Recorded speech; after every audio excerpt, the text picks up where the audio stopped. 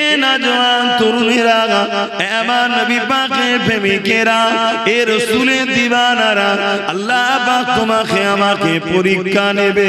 তুমি আমি ইসলামের অনুসারী দাবি করছি, আল্লাহ তোমাকে আমাকে পরীক্ষা নেবে। যুগে যুগে ইসলামের বিরুদ্ধে সন্ত্রাসীরা লেগেছে, আমার রাসূলুল্লাহ সময় তো লেগেছে। আবু জেহেল আমার নবী পাককে কত কষ্ট দিয়েছে, আল্লাহ নবীর উপরে কত জুলুম করেছে। কি জন্য জুলুম করেছিল? আবু জেহেল ছিল গরিবদেরকে শোষণকারী, আর আমার নবী পাক আবু জেহেলের হাত থেকে গরিবদেরকে বাঁচাবার জন্য আন্দোলন করেছিলেন। আল্লাহ নবী গরিবদের পক্ষে কথা বলেছিলেন। আবু জেহেল ছিল নারীদেরকে শোষণকারী, আল্লাহ নবী নারীদের অধিকারের কথা বলেছিলেন। আল্লাহ নবী আবু জেহেল ছিল জমিনের উপরে ইনসাফ ইনসানিয়াতকে মিটিয়ে দিয়ে একটা অন্যায় সাম্রাজ্য তৈরি করেছিল, জুলুম আতঙ্কের সাম্রাজ্য তৈরি করেছিল। আল্লাহ নবী এই অন্যায় অত্যাচার জুলুমকে খতম করে দিয়ে নাই সত্য সাম্রাজ্য করার কথা বলেছিলেন।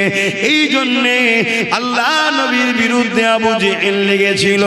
আমার নবী পাক যখন সিজদায় পড়ে যেত, আবু জেহেল আমার নবী পাকের পিঠে 75 বার ভুঁড়িকে চাপিয়ে দিত।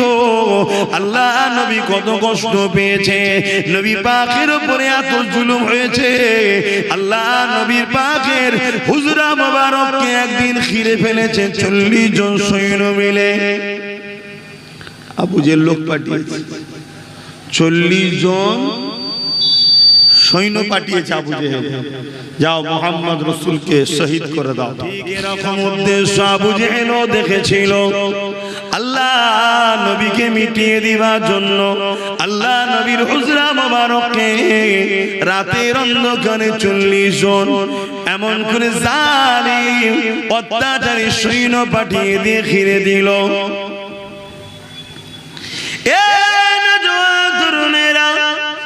আল্লাহ নবী নবী দয়া নবীকে আল্লাহ হুকুম করে দিলেন, নবী আমার ওই হিজরতের জন্য রওনা দিলেন।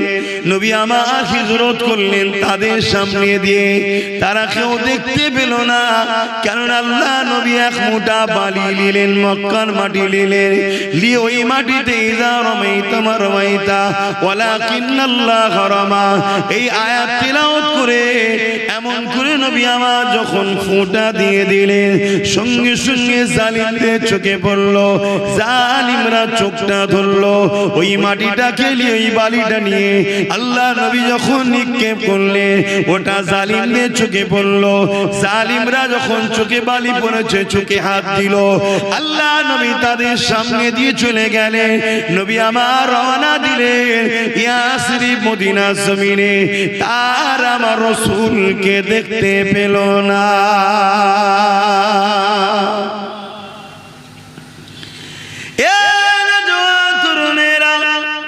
এই যে আজকে ইসলামের উপরে জুলুম, এই যে আজকে ইসলামকে মিটিয়ে দেওয়ার ষড়যন্ত্র, এই যে আজকে মসজিদ মাদ্রাসার বিরুদ্ধে ষড়যন্ত্র, এটা নতুন নয়, যুগে যুগে হয়েছে।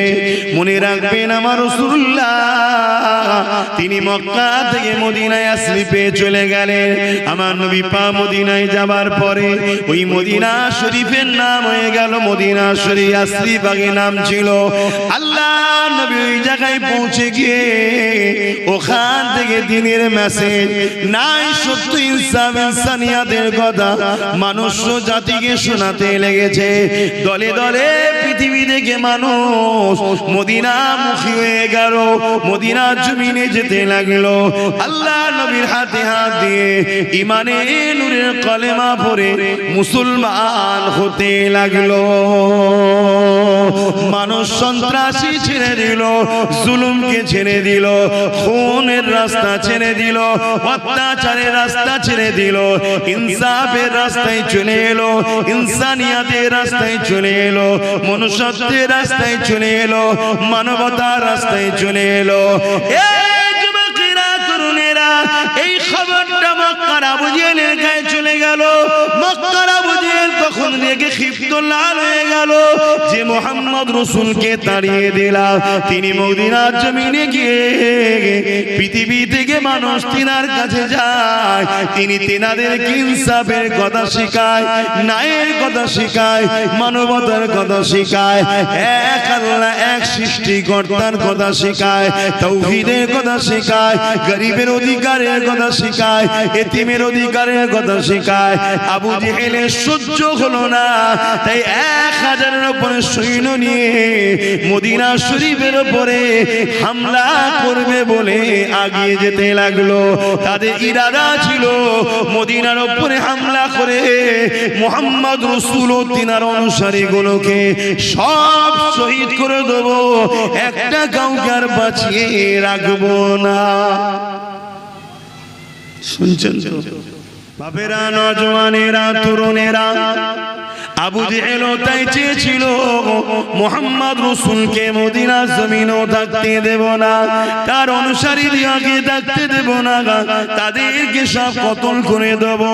এই জন্য 1000-এর উপরে সৈন্য নিয়ে মদিনার দিকে রওনা হয়ে যায়। আল্লাহ নবীর কাছে খবর চলে আসে, নবী পাক সাহাবা হুজুরদেরকে নিলে, কে আছো বাবা, চলো মদিনার জমিনে ওদেরকে প্রবেশ করতে দেওয়া যাবে না। মদিনায় প্রবেশের আগে ওদেরকে রাস্তাতে ওদের সঙ্গে কথা বলতে হবে, ওদের সঙ্গে মীমাংসা করতে হবে, ওদের সঙ্গে সলে করতে হবে, ওদের সঙ্গে চুক্তি করতে হবে, ওদের সঙ্গে সন্ধি করতে হবে। কি ওরা চায়, কেন ওরা মদিনার উপরে হামলা করতে আসছে, চলো ওদেরকে যে একটু জিজ্ঞাসা করা যায়। এ যুবকেরা, তরুণেরা, আল্লাহ নবী রওনা দিয়ে দিলে। নবী পাকের সাথে মাত্র 313 জন রওনা দিয়েছে, সম্পূর্ণ খালি হাতে। লড়াই করতে কেউ খালি হাতে যায় না। নবী কি লড়াই করতে যাচ্ছে না মীমাংসায়? জোরে বলো, ইসলাম মীমাংসা চায়। বাবেরা, নওজোয়ান, তরুণেরা, আল্লাহ নবী আগিয়ে গেলেন। ওই সময় যাবার পরে তাদেরকে বদর নামক স্থানে দেখা হয়ে যায়। আল্লাহ নবী তাদেরকে বুঝাতে লাগলো, এ আবু জেহেল, মক্কা জমিনে আমি গরিবের পক্ষে, অসহায়ের পক্ষে, এতিমের পক্ষে, বিধবার পক্ষে, মনুষ্যত্বের পক্ষে, ইনসানিয়াতের পক্ষে নাই সত্যের বাণী, মহান সৃষ্টিকর্তার বাণী যখন আমি শোনাতেছিলাম, তোমরা আমাকে অনেক ডিস্টার্ব করেছো, জ্বালিয়েছো, জুলুম করেছো। আজ আমি মক্কা থেকে ইয়াসরিবে চলে এসেছি, তোমরা মক্কা জমিনে আসো, কেন তোমরা একবারিয়ে আমার মদিনার উপরে হামলা করতে আসো? এটা তোমরা জুলুম করছো, অন্যায় করছো। তোমার আমার মধ্যে চুক্তি হয়ে গেছে, তোমরা মক্কায় থাকবে, আমি ইয়াসরিবে থাকবো। এই চুক্তিকে কেন ভঙ্গ তোমরা করতে চাইছো? কেন তোমরা গায়ে জুয়ারি দেখাচ্ছ? কেন তোমরা জুলুম করতে লেগেছো? এই যুবকেরা, যেমন আজ আমার দেশের মধ্যে একদল নেতারা নিজেরা গদির লোভে আমার দেশকে টুকরো টুকরো করেছে, তার মধ্যে ইন্ডিয়া পাকিস্তান ভাগ হয়ে গেছে, আমাদের মধ্যে কাঁটাতার হয়ে গেছে। তুই ওই দিকে থাকবি, আমি এই দিকে থাকবো, যার যেখানে ভালো লেগেছে সে সেখানে চলে গেছে। কিন্তু বারবার দেখছি পাকিস্তান গায়ে জোয়ার দিয়ে আমার দেশের উপরে হামলা করছে, যেটা অন্যায় করছে। ঠিক আবু জেহেল এইরকম অন্যায় করে জোর করে আগিয়ে এসেছিল, এই পাকিস্তানও যদি জোর করে আগিয়ে আসে, একে কি শিক্ষা দেওয়া দরকার? এটা মুহাম্মদ রাসূল আমাদেরকে দিয়ে গেছে। এই যুবকেরা, তরুণেরা, বাপেরা, এটা অন্য কারো কাছে শিক্ষা নাই। যে যতই বলুক না কেন আমার 56 ইঞ্চি দিছে না, ওটা মুখে বলে, মাপলে দেখবে 6 ইঞ্চি কম পড়ে গেছে। শুনছেন তো নাকি? হ্যাঁ, কেন দেশকে ভালোবাসা, দেশের সার্বভৌমত্বকে নিরাপদে রাখা, এটার নামও ইসলাম। জোরে বলুন সুবহানাল্লাহ। আল্লাহ নবী যখন মক্কা থেকে ইয়াসরিফে দিকে চলে যাচ্ছিলেন, আল্লাহ নবী মক্কা থেকে বারবার তাকান মুসলমান আজ চোখে পানি ফেলে কাঁদে। নবী আমার জবানে বলেন, এ মক্কা তুমি আমার মাতৃভূমি, আমি মুহাম্মদ তোমাকে ভালোবাসি। নবী হলেন আমাদের জন্য মডেল। লাকাদ কানা লাকুম ফি রাসূলিল্লাহি উসওয়াতুন হাসানা। নবী পাক যখন মাতৃভূমির জন্য কেঁদেছে, তাহলে আমাদের উচিত হবে, আমাদের মাতৃভূমি হলো হিন্দুস্তান, এই হিন্দুস্তানের জন্য আমাদেরকে কাঁদা, এই হিন্দুস্তানের জন্য আমাদেরকে ভাবা, এই হিন্দুস্তানের নিরাপদের কথা ভাবা, এই হিন্দুস্তানবাসীর সঙ্গে ভালোবাসার সম্পর্ক রাখা, এই হিন্দুস্তানবাসী নিরাপদের কথা ভাবা। এরও নাম হলো ইসলাম। যা ওদিকে যাচ্ছি না।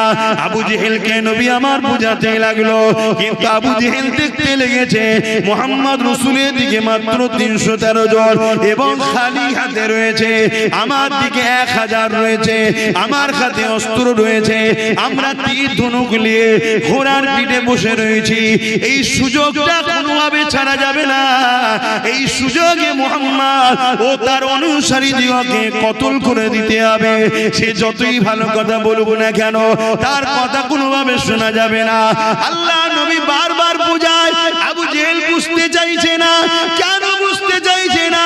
আবু জেহেলের ক্ষমতার উপরে অহংকার, আবু জেহেলের সৈন্যের উপরে অহংকার, আবু জেহেলের অস্ত্রের উপরে অহংকার। এই অহংকারে আবু জেহেল আমার রাসূলুল্লাহ 313 জনকে দেখে সে ভাবতে লেগেছে এই সুযোগটাকে কোনোভাবে হাতছাড়া করা যাবে না। এই যুবকেরা সে বলে উঠলো, হয় তোমরা আমাদের দিকে ফিরে আসো, আমরা যা বলবো আমাদের নেতৃত্ব মেনে নাও, আর না হয় আমাদের সঙ্গে যুদ্ধের মোকাবেলায় তৈরি হয়ে যাও। আল্লাহ নবী বললেন, এ বাবা সাহাবারা, অন্যায় তো করা যাবে না, অন্যায়কারীদের সঙ্গে মিশা যাবে না, জুলুম করা যাবে না, জালিমদের সঙ্গে মিশা যাবে না, যারা নারীদেরকে অধিকার হরণ করেছে তাদের সঙ্গে মিশা যাবে না, যারা বাচ্চা বাচ্চা ছেলেদের ঘরে নকল খোদাকে খুশি করার জন্য বলি দেয়, জবাই করে, তাদের সঙ্গে মিশা যাবে না। এই আবু জেহেল, উতবা, সাইবা এই অত্যাচারীদের সঙ্গে মিশা যাবে না। তারা যখন মোকাবেলায় করতে চাইছে, বাবা সাহাবারা তোমরা প্রস্তুত হও।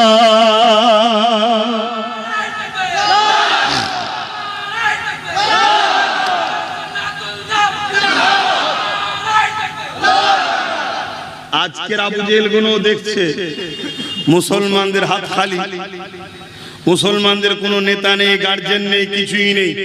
শুনছেন তো নাকি? এই সুযোগ ছাড়া যাবে না। আমরা কিন্তু আজকের আবু জেহেলদেরও বুঝাবো, মীমাংসা চাই, মীমাংসা চাই। কি বুঝাবো না? বুঝাবো না। এই বুঝাচ্ছি না, বুঝাই না। এতদিন ধরে উলামারা বুঝাচ্ছে না, বুঝাইনি। এতদিন ধরে বুঝানো চলছে, বুঝানো চলছে, বুঝানো চলছে। যদি আজকের আবু জেহেলরা মনে করে যে না, হয় আমাদের মতো তোমরা আমাদের দাসত্ব মেনে নাও, আমি ফেরাউন হব, নমরুদ হব, সাদ্দাত হব, আমি যা করব তাই মেনে নাও, আমরা জুলুম করব, অত্যাচার করব, নারী দেহ শোষণ করব, খুন করব, দাঙ্গা করব, যাই করব, তোমরা আমাদের বিরোধী করতে পারবে না, আমাদের দলদাস হয়েই থাকতে হবে। আর নচেত তোমাদের ঘরে এভাবে মরতেই হবে।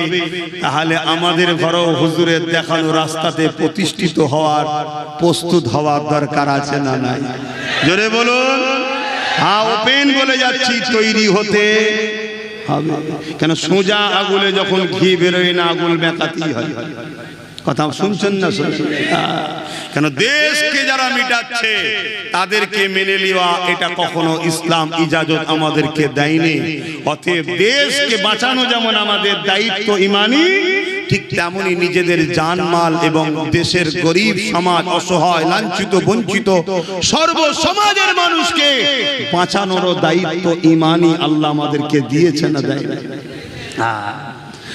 আবেরা নওজোয়ান তরুণেরা, আল্লাহ নবী যখন সাহাবা হুজুরদিগকে বললেন বাবারা প্রস্তুত নাও বাবা, সাহাবা হুজুররা বলতে লাগলেন ইয়া রাসূলুল্লাহ হাবিবাল্লাহ, আবু জেহেল বাহিনীর সংখ্যা 1000, আমাদের সংখ্যা 313 জন। ইয়া রাসূলুল্লাহ হাবিবাল্লাহ, আবু জেহেলদের হাতে অস্ত্র রয়েছে, তরোয়াল রয়েছে, ঢাল রয়েছে, ওরা গাদা খচ্চর উটের পিছনে পিঠে বসে আছে। ইয়া রাসূলুল্লাহ হাবিবাল্লাহ, আমরা খালি হাতে খালি পায়ে এসেছি। ইয়া রাসূলুল্লাহ হাবিবাল্লাহ, আবার 400 কম বেশি কিলোমিটার হেঁটে এসেছি। ইয়া রাসূলুল্লাহ হাবিবাল্লাহ, এই জায়গাতে আমরা কি করে ওদের মোকাবেলা করব, কি দিয়ে করব? এ যুবকেরা, আল্লাহ নবী বললেন বাবারা বিসমিল্লাহ বলে খাজুরের ডাল গুলো উঠিয়ে না। তরোয়ালের বিরুদ্ধে খাজুরের ডাল, তীরের বিরুদ্ধে খাজুরের ডাল, বল্লমের বিরুদ্ধে খাজুরের ডাল, ঢালের বিরুদ্ধে খাজুরের ডাল, 1000-এর বিরুদ্ধে 313 জন। ভেবে দেখছেন যুদ্ধের ফাইসাল্লা কোন দিকে যেতে পারে? স্বাভাবিক তরোয়াল বাহিনী জিতবে, তাই তো নাকি? মনে রাখবেন ইতিহাস কি বলছে শোনেন। 1000 হতে পারে, অস্ত্র থাকতে পারে, তীর বল্লম ঘোড়া থাকতে পারে, কিন্তু তারা ছিল জালিম। জালিমের সাথে আল্লাহ নাই, স্রষ্টা নাই। 313 জন যারা ছিল, ইনাদের হাতে কিছু না থাকতে পারে, খাজুরের ডাল থাকতে পারে, কিন্তু ইনাদের সাথে স্বয়ং আল্লাহ পাক রয়েছে।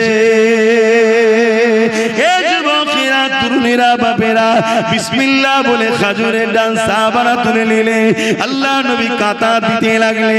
কাতার দাও, কাতার দাও। যুদ্ধে রণকৌশল করার জন্য সেনা প্রধান যিনি হবে, সেনাদেরকে কাতার ঠিক করবে। আল্লাহ নবী সেনা প্রধান হয়ে গেলে কাতারটা সিধে করতে লেগেছে। এই কাতার দেখতে দেখতে দেখা যায় ওই কাতারের মধ্যে দুটো ছোট ছোট বাচ্চা রয়েছে, তারাও দাঁড়িয়ে রয়েছে। আল্লাহ নবী তাদেরকে লক্ষ্য করে বললে বাবারা তোমরা এখানে কেন এসেছো? হুজুর আমরা আপনার খবর পেয়ে চলে এসেছি। আল্লাহ নবী বললেন বাবা এখানে জালিমরা মীমাংসাতে নাই, তারা আমাদের উপরে হত্যালীলা চালাতে চাইছে, তারা আমাদেরকে কতল করতে চাইছে, তারা আমাদেরকে খুন করতে চাইছে, তারা আমাদের উপরে হামলা করতে চাইছে। এ বাবা ছেলেরা, তোমরা ছোট ছোট দুটো বাচ্চা এই ময়দানে তোমরা দেখুনি বাবা, কার মায়ের কোলে সন্তান, মায়ের কাছে তোমরা ফিরে চলে যাও বাবা। ওই বাচ্চা দুটো বলতে লেগেছে ইয়া রাসূলুল্লাহ হাবিবাল্লাহ, আমাদেরকে পাঠিয়ে দেবেন না, আমরা বড় আশা করে এসেছি, আপনার সাথেই থাকবো, মীমাংসা হলো আপনার সাথে থাকবো। আজ যখন জালিমরা শয়তানি করে লড়াই করতে চাইছে, ইয়া রাসূলুল্লাহ আপনাকে ছেড়ে যাব না। আল্লাহ নবী বুঝাতে লাগলে না বাবা, বাচ্চাদের এই মাঠে থাকতে না, লড়াইয়ের মাঠে এখানে দাঁড়াতে না। এ যুবকেরা শুনে রেখে দাও, ইসলাম শিক্ষা দিয়েছে যদি তোমাদের উপরে কেউ জুলুম করতে আসে, ওই জুলুম গোষ্ঠীর মধ্যে যদি লড়াই হতে হতে কোন বাচ্চা তোমাদের সামনে পড়ে যায়, আল্লাহ নবী বলছে ওই বাচ্চাটা দুশমনের বাচ্চা হতে পারে, তথাপি ওর উপরে আঘাত করা যাবে না। যদি তুমি ওর উপরে আঘাত করো তাহলে তুমিও জালিম হয়ে গেলে, তাহলে তুমিও জাহান্নামী হবে। তোমার নজরের মধ্যে দুশমন বাহিনীর মধ্যে কোন নারী সামনে চলে আসলো, আল্লাহ নবী জানিয়ে দিচ্ছে ওই নারীর উপরে তুমি আঘাত করতে পারবে না।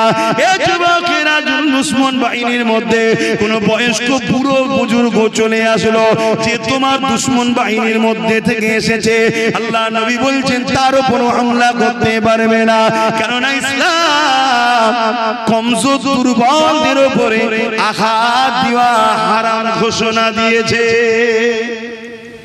শুনছেন?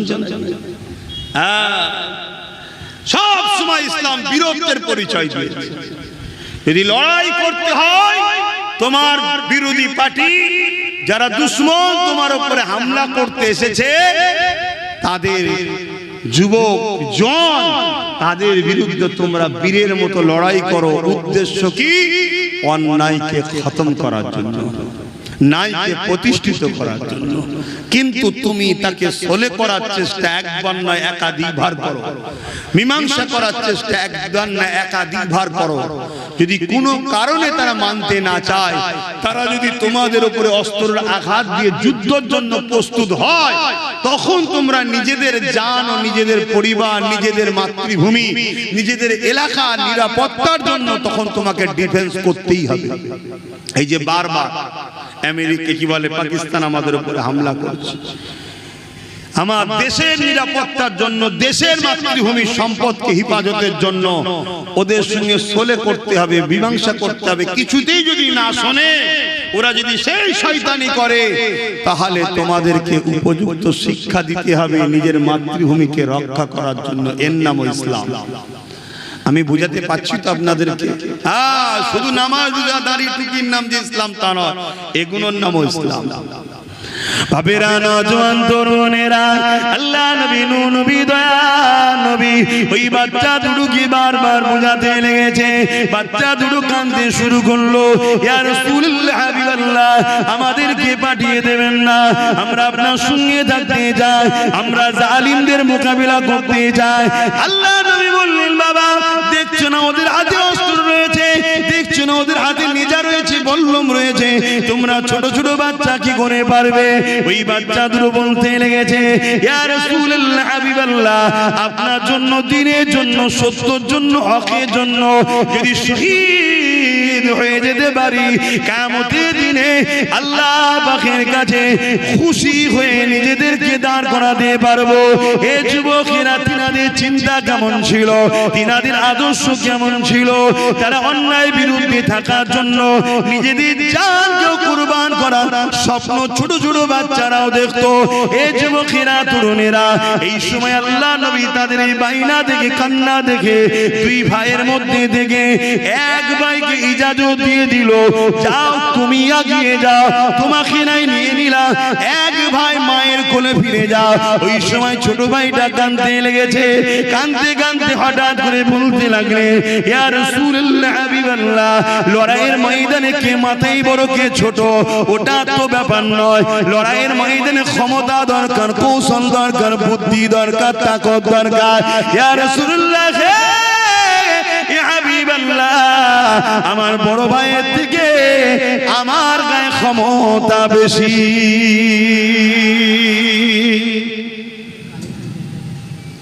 তারা দিনের জন্য কত চেষ্টা করছে, তারা দিনের জন্য কত ভাবছে।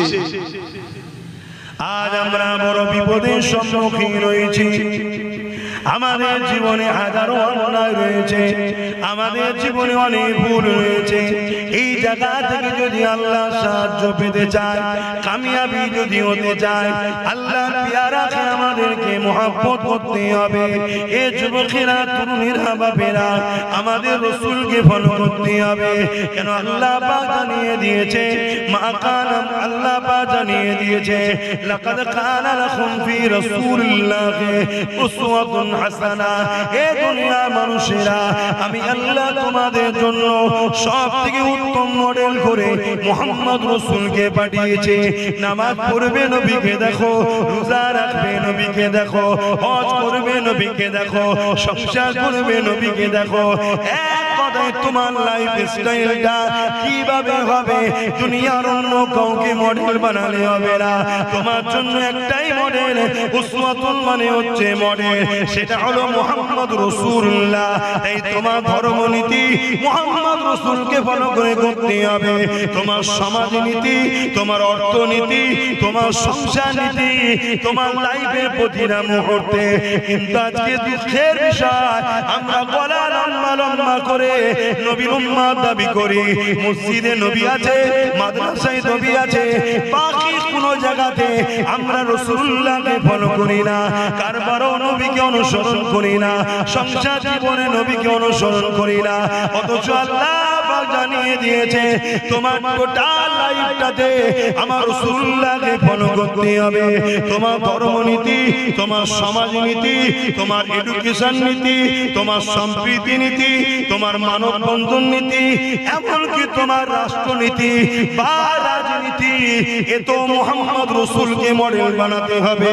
রাসূল ছাড়া অন্য কাউকে ফলো করে রাজনীতি করা এটা উম্মতের জন্য ধ্বংসের কারণ ছাড়া কখনো নাজাত হতে পারে না। এবারে কারো প্রশ্ন জাগতে পারে, আমি তো গণতান্ত্রিক রাষ্ট্রে বাস করি, এই জায়গায় নবীকে কি করে মানব? ঢুকতে পারে না, পারে না। এটা আমাদের শুধুমাত্র আমাদের মধ্যে শয়তানি অসুয়াশা ছাড়া কিছু নেই। আল্লাহ পাক সূরা আম্বিয়ার মধ্যে জানিয়ে দিলেন, ওয়ামা আরসালনাকা ইল্লা রাহমাতাল লিল আলামিন। এ দুনিয়া মানুষেরা, আমি আমার হাবিবকে তামাম আলমের জন্য আমার রহমত বানিয়েছি। আমি আল্লাহ দয়ালু, আমি আল্লাহ রহমত বানিয়েছি। অর্থাৎ আল্লাহ রহমত ছাড়া বাঁচা যাবে না, নবী ছাড়া বাঁচা যাবে না। আল্লাহ রহমত ছাড়া কামিয়াব নাই, তার মানে নবী ছাড়া কামিয়াব নাই। যাদের দিলে নবী ছিল সংখ্যা 13 হতে পারে, কামিয়াবি তাদের হয়েছে। যাদের দিলে নবী ছিল সংখ্যা হয়তো একজন ছিল মুঈনুদ্দিন আজমিরি, কামিয়াবি তিনার হয়েছে। যাদের দিলে নবী ছিল হয়তো হতভাগা আকবর ভারতের রাজা ছিল, তখন বিশাল ভারত, কামিয়াবি কিন্তু মুজাদ্দিদ আল-ফিসানির হয়েছে। মনে রাখবেন, কামিয়াবির মূল রহস্য হলো মুহাম্মদ রাসূলের আদব প্রেম। এ যুবকেরা, তরুণীরা, বাপেরা, আর যাদের নবীর প্রেম আদব সত্যিকারের থাকবে, তাকে নামাজের জন্য ডাকতে লাগে না, রোজার জন্য ডাকতে লাগে না। এই সম্বন্ধে একটা ছোট্ট কথা বলি। একটা ব্যক্তি আমার নবীর দরবারে আসলেন, ইয়া রাসূলুল্লাহ, হাবিবাল্লাহ, আমি আপনাকে রাসূল বলে মেনে নেব, আল্লাহর উপর ঈমান আনবো, তবে 5 ওয়াক্ত নামাজ পড়বো না, আমি মাত্র 3 ওয়াক্ত পড়বো, 2 ওয়াক্ত পড়তে পারবো না, আমি 3 ওয়াক্ত পড়বো। আল্লাহ নবী মুচকে এসে উঠলেন, সাহাবা ভর্তি মজলিস। আল্লাহ নবী কি বললেন? ঠিক আছে বাবা, তুমি 3 ওয়াক্তই পড়বে, আসো কলেমা খানা পড়ে নাও। ইয়া রাসূলুল্লাহ, ইয়া রাসূলুল্লাহ, ইয়া রাসূলুল্লাহ। পুরো পৃথিবী অবাক হয়ে দেখতে লেগেছে, পুরো পৃথিবী রিসার্চ করে দেখতে লেগেছে। পাওয়ার আমাদের হাতে, মিসাইল আমাদের হাতে, বোম বন্দুক আমাদের হাতে, রাজ ক্ষমতা আমাদের হাতে, তারপর মুস্তাফার গোলামগুলোকে মিটানো যায় না। একদিক থেকে মিটায়, আর একদিকে কোটি কোটি বেড়ে যায়। এ যুবকেরা, তরুণেরা, এই যে আজকে আমাদের অকাপকে লুটে নেওয়া হলো, ইসলামকে মুছার একটা ষড়যন্ত্র, মুসলমানকে মিটিয়ে দিবার একটা ষড়যন্ত্র। এই ষড়যন্ত্র নতুন নয়, এর আগে অনেকবার হয়েছে। যেমন হালাকু খান ষড়যন্ত্র করেছিল, ইসলাম ও মুসলমানকে পৃথিবীর জমিন থেকে মুছে দিবার প্ল্যান করেছিল। এমন করে মিশরের জমিনে হালাকু খান হামলা করেছিল। ওই হামলাতে এত মুসলমানকে মেরেছিল, মুসলমান নরনারীদের মাথার খুলি দিয়ে, কল্লা দিয়ে বিশাল বিশাল রাজপ্রাসাদ তৈরি করেছিল। তথাপি আজকে দিনে হালাকু খান মিটে গেছে, তার আওলাদ, তার বংশধরের কোনো পরিচয় নাই। কিন্তু আমিনার লালের গোলাম পৃথিবীতে 250 কোটি রয়ে গেছে।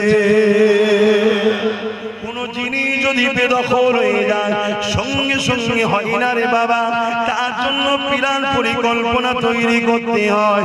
তাই আমাদের প্ল্যান পরিকল্পনা তৈরি করতে হবে। যেমন কাবা শরীফটা দখল করে নিয়েছিল, আমার নবী পাক প্ল্যান পরিকল্পনা তৈরি করে আবার ওই কাবা জমিনে ফিরে এলো। একটা কাউকে চড় মারতে হয়নি। পৃথিবীর ইতিহাসে এই বিজয় দ্বিতীয় দেখাতে পারবেন না, যেটা আমার রাসূলুল্লাহ রাহমাতাল লিল আলামিন আল্লাহর কাবাকে বিজয় করেছিল। একটা কাউকে চড় মারতে হয়নি, দয়া মমতা আখলাক দেখিয়ে আল্লাহ নবী বিজয় করে নিয়েছিল। এই আমাদেরকেও নবীর আখলাক দেখাতে হবে, সেই আদর্শ দেখাতে হবে। ওই আদর্শ যদি মুসলমান দেখাতে পারো, আমাদের সমাজে যারা লাঞ্ছিত রয়েছে, আমাদের সমাজে যারা বঞ্চিত রয়েছে, আমাদের সমাজে যাদের উপরে জুলুম হয়, শুধু মুসলমানের উপরে জুলুম হয় না রে বাবা, আর অনেকের উপরে জুলুম হয়। যেমন আমার দেশেতে 100 কোটি মানুষ কম বেশি তারা গরিব, তাহলে আমরা রয়েছি তো 15 থেকে 20 কোটি, বাকি 80 কোটি গরিব কারা? তাদেরকে ভোগ করেছে কারা? তাদেরকে গরিব বানিয়েছে কারা? তাদেরকে লুটেছে কারা? কেন আমার দেশ তো গরিব নয়, আমার দেশ তো অর্ধেক পৃথিবীকে খাবার পৌঁছায়। আমার দেশে এত টাকা আছে, মাথা পিছু যদি দেওয়া যায় 100 কোটি লোককে পার বছরে 40 লক্ষ করে টাকা দেওয়া যাবে। এত টাকা থাকার পরও 100 কোটি লোক গরিব কম বেশি কি করে হলো? তাহলে কিছু লোক তারা লুটেছে, 10% নয় যারা লুটে আরবপতি খরবপতি আরবপতি হয়েছে। তাহলে শুধু মুসলমান বেউজ্জুতি নয়, আরো অনেক বেউজ্জুতি রয়েছে, আরো অনেক গরিব রয়েছে, আরো অনেকের উপরে জুলুম হয়। এমনও জুলুম হয় গরিবের ঘরের ছেলে ঘোড়ার পিঠে বিয়ে করতে যাওয়ার জন্য উত্তরপ্রদেশে পিটিয়ে মেরে দেওয়া হয়েছে। উচ্চ বর্ণের পাত্রের হাত দেওয়ার জন্য তাকে পিটিয়ে মেরে দেওয়া হয়েছে। ধর্মস্থানে ঢোকার জন্য তাকে পিটিয়ে মেরে দেওয়া হয়েছে। কল থেকে পানি নেওয়ার জন্য তাকে পিটিয়ে মেরে দেওয়া হয়েছে। এই যুবকেরা, আমরা যদি প্রকৃত মুসলমান হতে পারি, প্রকৃত মুসলমানকে আল্লাহ নবী জানিয়ে দিলে যে খোদার করে খানা খাওয়াবে, যে অসহায়কে আশ্রয় দেবে, যে আল্লাহর সৃষ্টির পাশে দাঁড়াবে, আল্লাহ বা কিয়ামতের দিনে সে যখন বিপদে পড়ে যাবে তার গুনাহকে চেপে দিয়ে আল্লাহ তাকে সেদিন সাহায্য করে জান্নাত দেবে।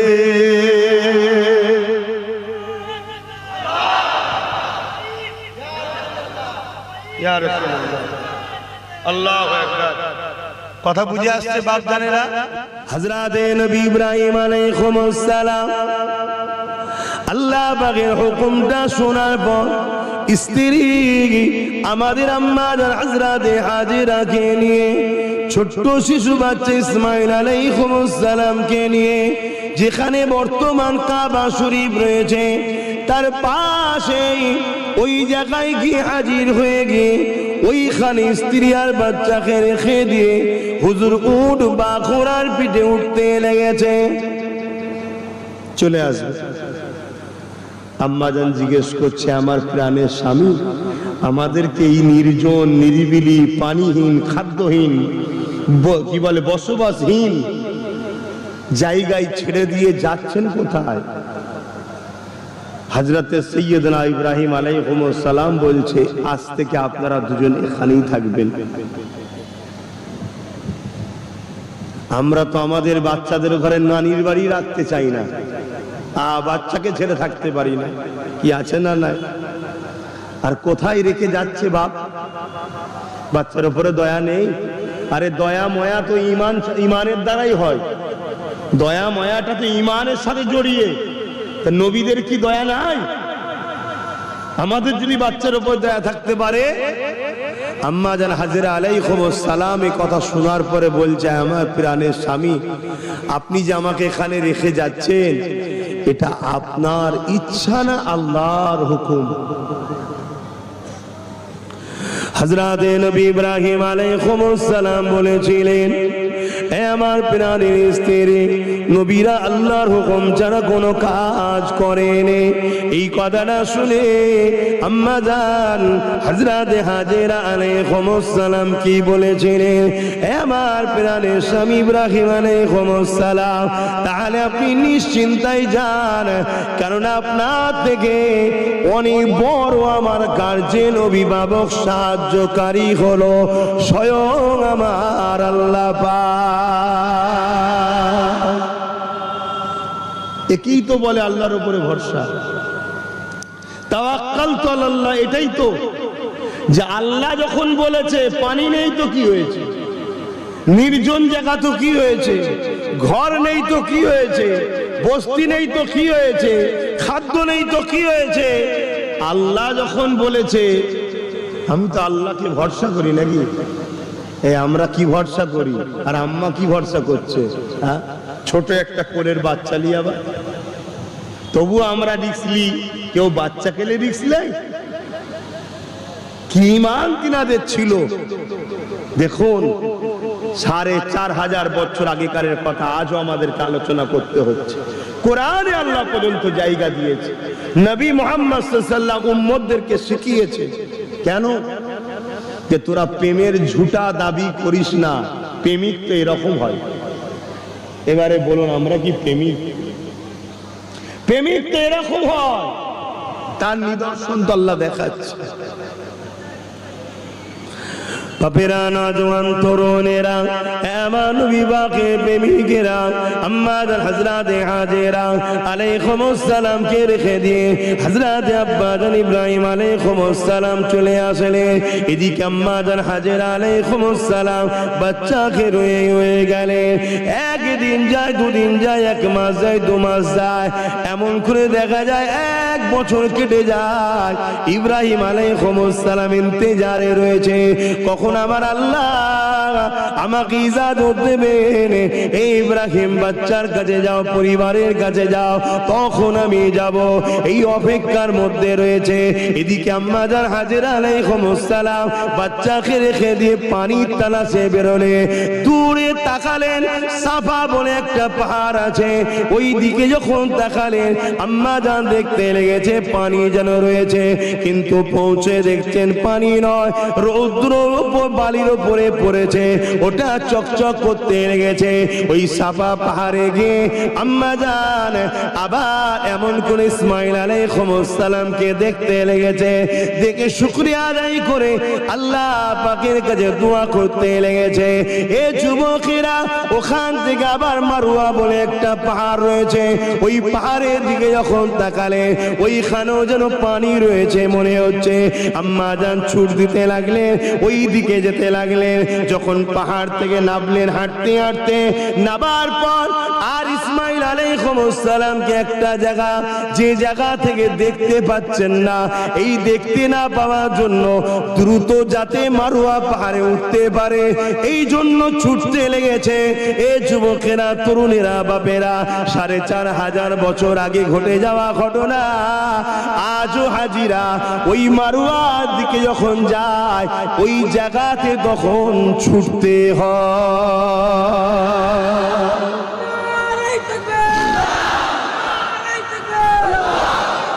ভেবে দেখুন, 5 লক্ষ 10 লক্ষ টাকা খরচ করে আম্মাজান ছুটেছিলেন 4500 বছর আগে, আমাদেরকেও ছুটতে হচ্ছে। কেন? মাঠে ছুটলেই তো হয়, অত দূরে কি এক্সারসাইজ করতে যাচ্ছি নাকি আমরা? আল্লাহ বলছেন না, আমার প্রেমিক, আমার মাহবুব বান্দি ছুটেছে, তোকেও ছুটতে হবে, কোনো কথা নয়। শুনছেন তো বাপ? যদি বয়স হয়ে যায়, ছুটতে যদি নাও পারিস, ছুটার মতো হাত পাত লাড়া একটু, যেন মনে হচ্ছে চেষ্টা করছে, কোনো উপায় নেই। আবার মারুয়া পাহাড়ের কাছে গিয়ে দেখছে বালি, পানি নয় বালি। ওখানে পাহাড়ে উঠে দেখছে ইসমাইল আলাইহিস সালাম ঠিক আছে। আবার শুকরিয়া, নামাজ পড়লেন, আল্লাহর কাছে দোয়া চাইলেন। আমাদেরকেও পড়তে হয়, এই জায়গাগুলো দোয়া কবুলও হয়। জোরে বলুন সুবহানাল্লাহ। আবার ওখান থেকে মারওয়ার দিকে তাকিয়েছে, আবার দেখছে বালি চকচক করছে, মা মনে করেছে পানি, আবার ছুটে আসছে, আবার সাফা পাহাড়ে উঠেছে। এইভাবে 7 বার আম্মাজান ছুটেছিলেন। পাহাড়ে ওই নিচু জায়গায়, যে জায়গায় দেখতে পায় না, এখন গ্রিন লাইট লাগিয়ে দিয়েছে, এই জায়গায় ছুটতে হয়। বাকি সাফা মারওয়াতে 7 বার যাতায়াত করতেই হবে। কেন? আম্মাজান করেছিলেন। জোরে বলুন সুবহানাল্লাহ। বাপেরা, নওজওয়ান তরুণেরা, যখন কোনোভাবে পানি পেলেন না, আম্মাজান হযরতে হাজেরা আলাইহিস সালাম ফিরে এসে দেখতে লেগেছে ইসমাঈল আলাইহিস সালাম জমিনে পায়ের গিরালি মারতে লেগেছে, পা ছুড়াছুড়ি করতে লেগেছে, ওই পায়ের গিরালি থেকে পানি বাহির হতে লেগেছে। আম্মাজান যখনই হযরত ইসমাঈল আলাইহিস সালামকে কোলে তুলে নিয়েছে, সঙ্গে সঙ্গে পানির ফোয়ারা জোর হয়ে গেছে। এবারে চারিদিকের জমিকে পানি খাচ্ছে, অর্থাৎ কুয়া বড় হতে লেগেছে। আম্মাজান তখনই বলে উঠলেন জমজম, অর্থাৎ থাম থাম রুক যা। এই কথা যখনই বললেন, সেই থেকে হয়ে গেল জমজম পানি। এখন আমি যেটা বলতে লেগেছে, পানি যেখানে ছিল না, মা হাজেরা একবারও চিন্তা করে পারেনি, আমি এখানে রয়ে যাচ্ছি, আমি কি পানি পান করব, আমার বাচ্চা কি পানি পান করবে? যখন বলেছিলেন আল্লাহ রেখে যেতে বলেছে, আম্মা বলেছিলেন আল্লাহ যথেষ্ট সাহায্যকারী। তার প্রমাণ দেখুন, হযরত ইসমাঈল সাল্লাম ছোট বাচ্চার পায়ের হালকা আঘাতে জমিন থেকে আল্লাহ এমন একটা পানি বার করে দিয়েছে, ৪,৫০০ বছর ধরে তাম পৃথিবী থেকে কোটি কোটি মানুষ যাচ্ছে পানি নিয়ে আসছে, তাম পৃথিবীর মানুষ পানি খাচ্ছে, আরবের মানুষ পানি খাচ্ছে, পৃথিবীর বড় বড় দেশের রাজা মহারাজারা পানি খাচ্ছে, ওই পানি কখনো একটু কম পড়ে যায়নি। আরো জোরে বলুন সুবহান। আল্লাহর উপরে ভরসার ফল। ভরসা আল্লাহকে করো, ভয় আল্লাহকে করো, ভরসা আল্লাহর উপরে রাখো, তবেই তো তুমি আমি কামিয়াবি হব। আজ আমাদের ভরসা দুনিয়ার উপরে হয়ে গেছে। আমরা যার উপরে ভরসা করি সেও দুদিনের মেহমান। ভরসা করতে হবে আল্লাহর উপরে, তবেই তো কামিয়াবি হবে।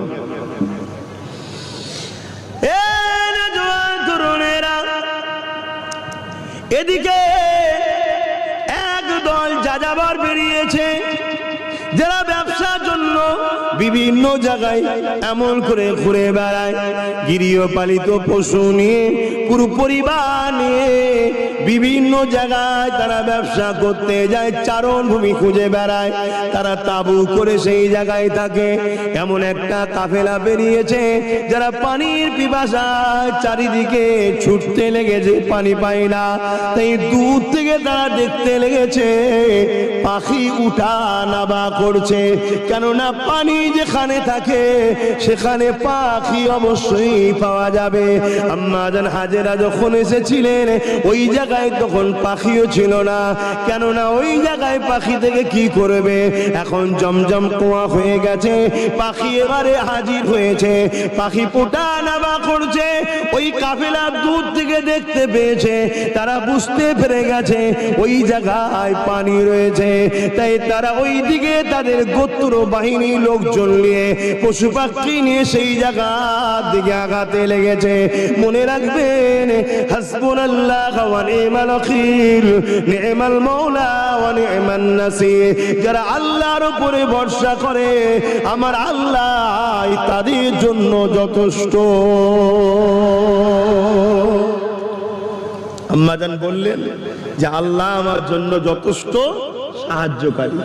হুকুম যখন তার, আপনি যান, দেখুন কিভাবে আল্লাহ সব ব্যবস্থা করছে। দেখুন 1 বছর পর চাঁদের মতো থেকেও সুন্দর, 90 বছর পার হওয়ার পর দুয়ার সন্তান এমন একটা জায়গায় রেখে এসেছি, 1 বছর পর ইজাজত পাচ্ছি, আবার কি উঠ থেকে নামবে না, দূর থেকে দেখে চলে আসবে, কিছু সময় বেশিক্ষণ থাকবে না। পরীক্ষা দেখুন, কি প্রেমিক ছিল বাপ আমাদের আল্লাহ, হ্যাঁ? আর আমরা সেই বাপের ছেলে হয়ে আমরা কি করছি? আব্বা জান হযরত ইব্রাহিম আলাইহিস সালাম উটের পিঠে চেপে চলে গেলেন, দূর থেকে এলাকায় গিয়ে তো অবাক হয়ে গেলেন, এত কিছু পরিবর্তন দেখে অবাক হয়ে গেলেন। আল্লাহ শুকরিয়া আদায় করতে লাগলেন। এবার ইসমাঈল আলাইহিস সালাম সবে একটু একটু হাঁটতে শিখেছে, আর দূর থেকে এমন করে বাচ্চা হাঁটতে লেগেছে। একটুখানি সামান্য ঝলক দেখার পর আল্লাহ পাকের হুকুম আবার ফিরে চলে আসতে লেগেছে, আর বলতে লেগেছে, আল্লাহ আমার হৃদয়ে আপনার প্রেমের উপরে কারো প্রেম না। এ যুবকেরা, তরুণীরা, বাবেরা, এ নবী পাকের প্রেমিকেরা, আর একদিনের কথা, ইসমাঈল হযরত ইব্রাহিম আলাইহিস সালামকে আল্লাহ পাক বড় মহব্বত করে আদর করে এমন করে ফেরেশতাদেরকে দেখাতে লেগেছে, দেখো আমার বন্ধুকে, দেখো আমার বন্ধুকে দেখো।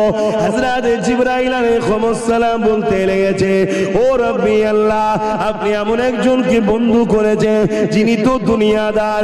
এই জন্য জিবরাইল সাল্লাম বলতেছিলেন, কারণ ইব্রাহিম আলাইহিস সালাম অনেক বড় জমিদার ছিলেন, বিরাট অর্থশালী ধনী মানুষ ছিলেন, হাজার হাজার গৃহপালিত পশু ছিল। আরবের মেন সম্পদ ছিল হলো গৃহপালিত পশু। কিন্তু আমার নবী পাকের নূরের কদম লাগার পরে আরবের মেন সম্পদ হয়ে গেছে পৃথিবীর দামি সম্পদ তেল আর সোনা। এ তো নবীর কদম লেগে হয়েছে। কিন্তু তার আগে আরবের মেন সম্পদ ছিল গৃহপালিত পশু, যার যত পশু সে তত ধনী। হযরত ইব্রাহিম আলাইহিস সালামের 7-8 হাজারের উপরে গৃহপালিত পশু ছিল, বলুন সুবহানাল্লাহ। তো উনি সেগুলো লালন পালন করছে। আর ঠিক এমন সময়তে আল্লাহ পাক বলছে ফারিস্তাদের ঘরে, দেখো আমার বন্ধুকে দেখো।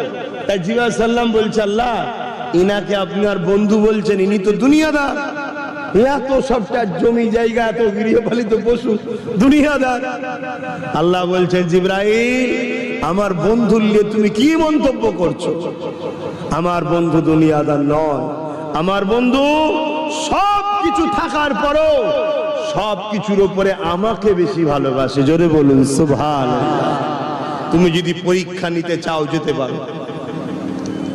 ইব্রাহিম আলাইহিস সালামকে পরীক্ষা নেবে বলে হযরত জিবরাইল আলাইহিস সালাম চলে আসলেন।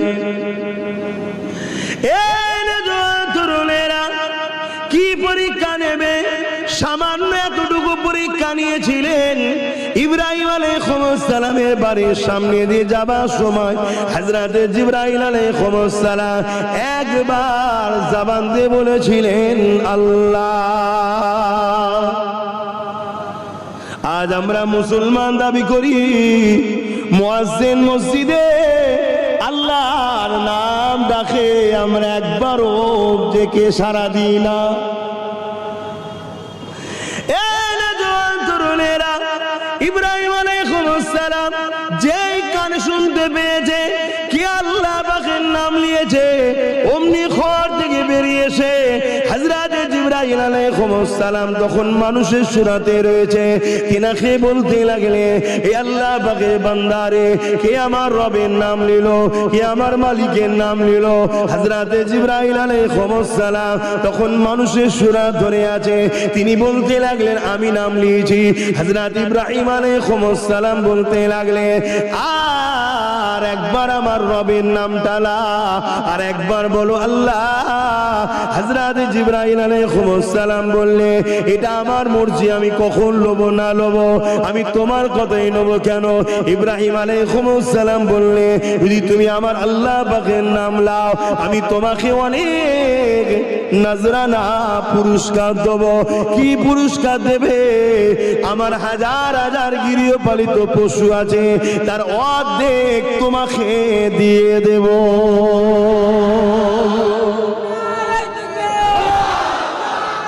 আল্লাহ।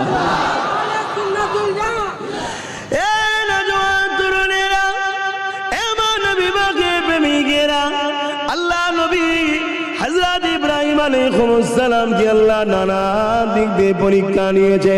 হযরত জিবরাইল আলাইহিস সালাম আল্লাহ বলে ডাক দিলেন, ইব্রাহিম আলাইহিস সালাম সঙ্গে সঙ্গে তিনাকে অর্ধেক গৃহপালিত পশুটা দিয়ে দিলে। তিনি যেই চলে যাবার জন্য পাটা বাড়াবে, ওই সময় ইব্রাহিম আলাইহিস সালাম আবার বলতে লাগলে, হে আল্লাহ পাকের বান্দারে, আরো একবার আমার রবের মালিকের নামটা নাও, যদি নাও বাকি যে অর্ধেক গৃহপালিত পশু রয়েছে এগুলো তোমাকে নজরানা দিয়ে দেব। এই যুবকেরা, তরুণেরা, হযরত জিবরাইল আলাইহিস সালাম আবার ডাক দিলেন, ইব্রাহিম আলাইহিস সালাম সব দিয়ে দিলেন। জিবরাইল আলাইহিস সালাম ভাবতে লাগলেন, আমি কাকে বলেছিলাম দুনিয়াদার, ইনি তো আমার আল্লাহকে কত ভালোবাসে। মালিকের নাম একবার শোনার জন্য যদি এটা দিয়ে দিতে পারে, তাহলে সে কতটা মুহাব্বত করে আল্লাহকে। এই সময় জিবরাইল সাল্লাম যখন আবার চলে যাবার জন্য পা বাড়াতে লাগলে, ইব্রাহিম আলাইহিস সালাম আবার বলতে লাগলেন, আল্লাহর বান্দারে আরো একবার ডাক দাও। জিবরাইল সাল্লাম বললেন, এবারে কি দেবে? ইব্রাহিম আলাইহিস সালাম বললেন, বললে এই যে গৃহপালিত পশুগুলো তোমায় দিয়ে দিলাম, এগুলো লালন পালনের জন্য তো তোমার লোক লাগবে, তুমি আমার রবের নাম নেবে, তার বিনিময়ে আমি ইব্রাহিম নিজেকে তোমার কাছে দান করে দেব। আরো জোরে বলুন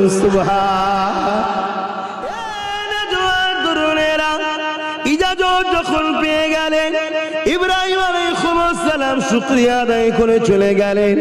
ওই রাত্রে খবে দেখতে লেগেছে, ইব্রাহিম রে তোমার সব থেকে বেশি প্রিয় জিনিসটা আমি আল্লাহ আমার রাস্তায় কুরবানি করো। তোমার কাছে সব থেকে যেটা বেশি প্রিয় আমি আল্লাহ আমার পরেতে সেইটাকে আমার জন্য উৎসর্গ করে দাও, তবেই তো তুমি সব থেকে বেশি আমাকে ভালোবাসো। এই খ্বাবটা দেখার পরে ইব্রাহিম আলাইহিস সালাম পরের দিন 100 উট বা দুম্বাকে কুরবানি করে দেয়। আবার পরের দিন খ্বাব দেখতে লাগে, আবার 100 বা 200 কুরবানি করে দেয়। আবার তৃতীয় দিন খ্বাব দেখে, আবার কুরবানি করে দেয়।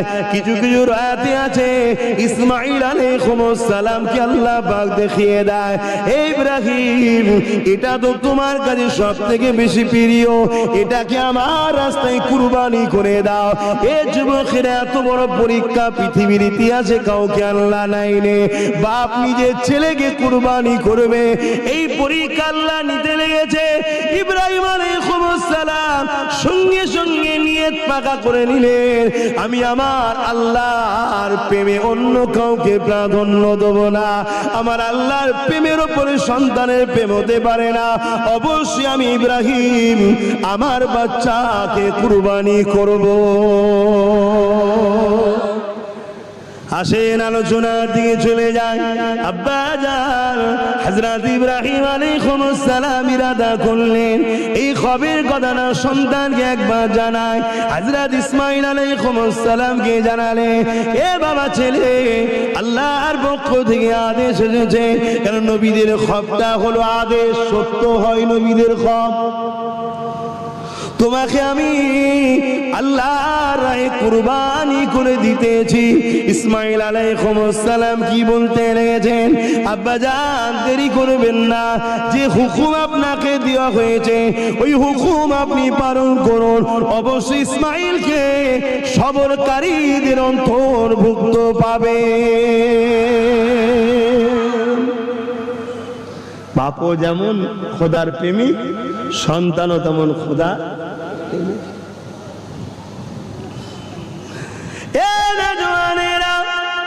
হযরত ইসমাঈল আলাইহিস সালামকে স্ত্রীকে বলল রেডি করে দিতে, আম্মা জান হাজেরা হুজুর রেডি করে দিলেন।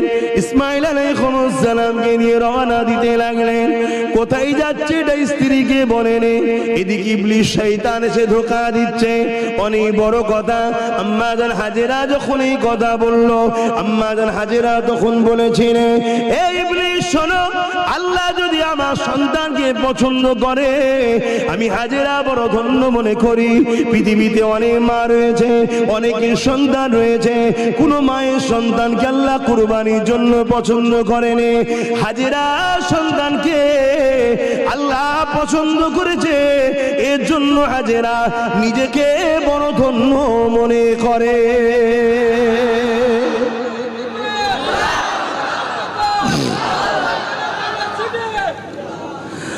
আসেন আব্বা জানের স্মৃতি আমরা উদযাপন করেছি, যতদিন বাঁচবে মালদার দিওয়াকে এই স্মৃতি বানানো ওয়াজিব আল্লাহ করে দিয়েছে। এর আগে আর একটা কথা বলছিলাম, পুরো হজটা হলো ইব্রাহিম আলাইহিস সালাম এবং তিনার পরিবারদের স্মৃতি। এ যুবকেরা, তরুণেরা, বাপেরা, এই হজের মধ্যে কি হয়? প্রথম নম্বর বললাম ইহরাম পড়তে হবে। এরপরে আপনি কাবা শরীফকে যখন দেখবে প্রথম নজরে যেটা দেখে চাইবেন, আল্লাহ পাক কাবা দেখার নজরানা হিসাবে আপনার সেই দোয়াটা কবুল করে নেয়। এই যুবকেরা, তরুণেরা, এরপরে কি হবে? আপনি মাতাবে নেমে যাবেন, এমন করে হাজারে আসওয়াদকে বাঁদিকে রেখে তার এক কদম দু কদম আগে থেকে আপনি তবে নিয়তটা শুরু করে নিলেন। হাজারে আসওয়াদে চুমা দিলেন, চুমা যদি ঠোঁট দিয়ে দিতে পারেন ভালো, না হয় হাত থেকে যদি হাতে দিতে পারেন ভালো, তাও যদি না পারেন দূর থেকে ইশারা করে চুমা দেওয়া যাবে। এরপরে কি হবে, এ যুবকেরা আপনি তওয়াফ শুরু করে দিলে 7 চক্কর অর্থাৎ এই সব শুরু করে আবার হাজারে আসওয়াদ পর্যন্ত আসবেন, 1 চক্কর হয়ে গেল। এইভাবে 7 চক্কর হয়ে যাবার পর আল্লাহ পাক এবারে কি কাজ আছে, আমার আল্লাহ বলেন মাকাম ইব্রাহিমকে সামনে রেখে, কাবার দিকে মুখ করে মাকাম ইব্রাহিমকে সামনে রেখে আমি আল্লাহ আমার জন্য দূরে কাত ওয়াজিব নামাজ পড়। ও রব্বি আল্লাহ, মাকামে ইব্রাহিমকে কেন সামনে রাখবো? আল্লাহ পাক জানিয়ে দিলে ওই মাকামে ইব্রাহিমে আমার ইব্রাহিমের কদমের ছাপ লাগা একটা পাথর আছে।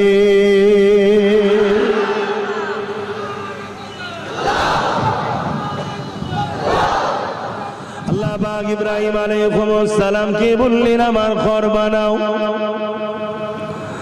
হযরত ইব্রাহিম আলাইহিস সালাম যখন ঘর বানাতে লেগেছে, ওই যে মাকামে ইব্রাহিমে যে পাথরটা আছে, ওই পাথরটা অটোমেটিক উঠতো, অটোমেটিক নামতো। যদি আমি বলি লিফটের মতো তাহলে ভুল হবে, কিন্তু বুঝাবার জন্য লিফট বলা যেতে পারে। কিন্তু লিফটকে উপরে তোলার জন্য অনেক মোটর ব্যবহার হয়, অনেক তার রশি ব্যবহার হয়, কিন্তু মাকামে ইব্রাহিমে যে পাথরটা আছে, ওই পাথর কোনো কিছু সাহায্য ছাড়া অটোমেটিক উপরে উঠতো, অটোমেটিক নিচেই নামতো। দুনিয়ার কোন সায়েন্স বিজ্ঞান এই রকম অটোমেটিক নাবা উঠা পারেনি। পাথরকে কাবার উপরে দিতে হবে, ওই পাথরে দাঁড়াতো, পাথর উপরে তুলতো। ইব্রাহিম সাল্লাম ঘর তৈরি করছে, আবার নাবার দরকার হয়েছে, জমিন থেকে কিছু নেবে, আবার পাথর নামতো অটোমেটিক। শুনছেন তো?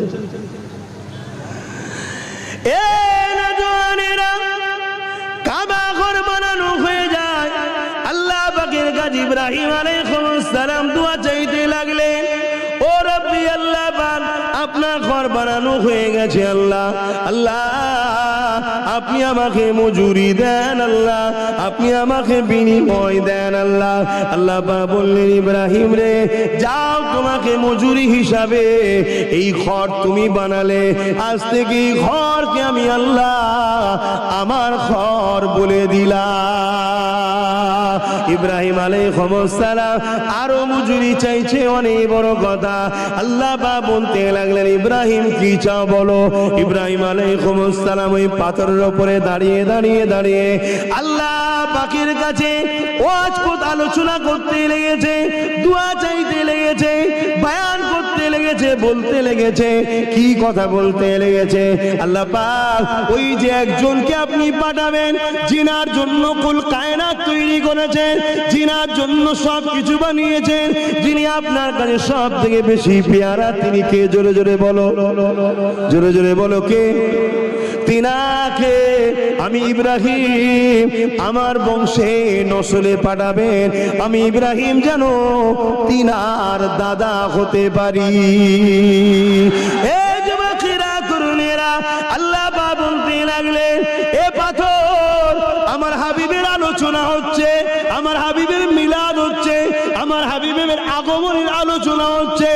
এ পাথর এই লম্হাটাকে তুই তোর সিনার মধ্যে স্মৃতি বানিয়ে নে, এই টাইমটাকে তুই তোর বুকের মধ্যে স্মৃতি বানিয়ে নে, এই সময়টাকে তুই তোর পাথরের মধ্যে রক্ষিত করে নে। আমি আল্লাহ তোকেও তাহলে রক্ষিত করে রাখবো। কিয়ামত পর্যন্ত যত লোক হজ করতে আসবে সবাইকে আমি আল্লাহ দেখাবো এই পাথরের উপরে দাঁড়িয়ে দাঁড়িয়ে দাঁড়িয়ে হযরতে সাইয়্যিদুনা ইব্রাহিম আমার হাবিবের মিলাদ করেছিল। আরো জোরে বলুন সুবহান আল্লাহু আকবার। তাহলে আমার নবীর মিলাদ 4500 বছর আগে আল্লাহ নবী সৈয়দনা ইব্রাহিম সাল্লাম করেছেন, তার স্মৃতি আল্লাহ রেখে দিয়েছে। তাহলে আমরা সেই নবীর মিলাদ করব না করব না? হ্যাঁ, আমার কিছু মুসলিম ভাইয়েরা আপত্তি করে, এখন ঝগড়া করব না, আমি এতটুকু বলবো আল্লাহ সেই ভাইদের ঘরেও আমাদের করে দেন, মিলাদুন নবী করার তৌফিক দেন, বলুন আমিন। আমার সেই ভাইদের ঘরেও বুঝার তৌফিক দেন। আরে মিলাদ তো একজনের হয় না, তিনি হলেন আল্লাহর। কেন আল্লাহর মিলাদ হয় না? আল্লাহ কি জন্ম নিয়েছে নাকি? তাহলে মিলাদ হবে কেন? কথা বুঝে আসছে? মিলাদ করেই তো প্রমাণ করে দিই নবী আল্লাহ নয়, তাই তো মিলাদ হয়। জোরে বলুন সুবহানাল্লাহ। মিলাদ শব্দের বাংলা মানে হলো জন্ম সার্টিফিকেট, যেমন আমাদের থাকে না জন্ম সার্টিফিকেট, আরবিতে বলা হয় মাউলুদ। কথা মাথায় ঢুকছে? বার্থ সার্টিফিকেট ইংলিশে বলে তো নাকি, আরবে গিয়ে সব সার্টিফিকেট লেখা আছে মিলাদ অর্থাৎ মাউলুদ। এটা মাউলুদের সার্টিফিকেট, তার মানে তার জন্ম বৃত্তান্ত, কোথায় হয়েছে, কত তারিখে হয়েছে, কি হয়েছে, এসব লেখা থাকে। এটাকে আরবিতে বলা হয় মাউলুদ, থেকে মিলাদ। তাহলে আমার নবী ইব্রাহিম সাল্লাম যখন নবী আসেনে, তিনার আগমনের আলোচনা করছে, আমার নসলে পাঠাবেন, আমার খানদানে পাঠাবেন, আমাকে তিনার দাদা বানাবেন, ইত্যাদি ইত্যাদি আলোচনা করছেন। আরো অনেক বড় কথা, নামাজ পড়তে হবে, তারপরে আর একজন ভাইজান আছে, তিনি আসবেন, আলোচনা করবেন। আমি আর সংক্ষেপ করছি, আসুন একটু সালাত ও সালাম পড়ে নি। ইয়া নবী সালাম, ইয়া রাসূল সালাম, ইয়া হাবিব সালাওয়াতুল্লাহ। এখন নামাজ